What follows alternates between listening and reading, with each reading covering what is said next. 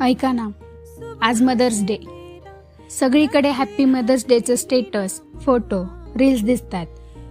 पण तुम्हाला माहिती आहे का, जिने पूर्ण जगाला मदर्स डे दिला पण शेवटी तीच या दिवसाच्या विरोधात उभी राहिली? हो, त्या होत्या ॲना जार्विस. त्यांचा जन्म 1864 मध्ये अमेरिकेत झाला. त्यांच्या आई समाजसेविका होत्या आणि ॲना त्यांच्या खूप जवळ होत्या.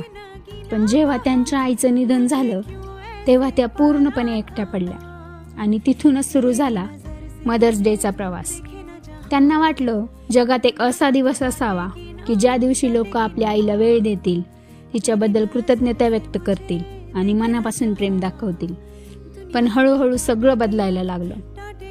मदर्स डे हा भावनांचा दिवस राहिला नाही, तो बिझनेस बनायला लागला. ग्रीटिंग कार्ड्स विकले जाऊ लागले, फुलांचे रेट वाढले, गिफ्ट्स, ऑफर्सचा बाजार सुरू झाला. आणि हे पाहून ॲना जार्विस खूप दुखावल्या गेल्या. त्यांना वाटायचं लोक प्रेम कमी आणि शो ऑफ जास्त करतात. त्यांच्या मते दुकानातून आणलेल्या कार्डपेक्षा आईसाठी स्वतःच्या हाताने लिहिलेलं पत्र जास्त मौल्यवान होतं. त्या इतक्या अपसेट झाल्या की त्यांनी मदर्स डे इव्हेंटमध्ये प्रोटेस्ट केलं. कार्ड कंपनीजवर टीका केली, काही ठिकाणी कोर्ट केससुद्धा केल्या.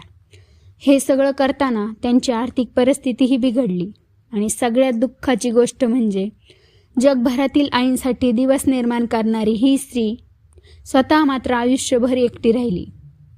शेवटी काय तर ह्यांच्यासाठी एक कविता मला सुचते.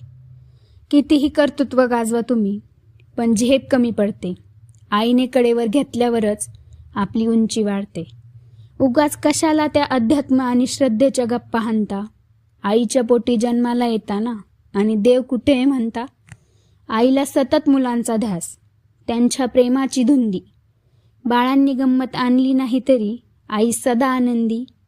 नका करू स्पर्धा कुणाशी, नको कुणाचा हेवा. जग जिंकायचंय का तुम्हाला, मग आईच्या पायावर डोकं ठेवा.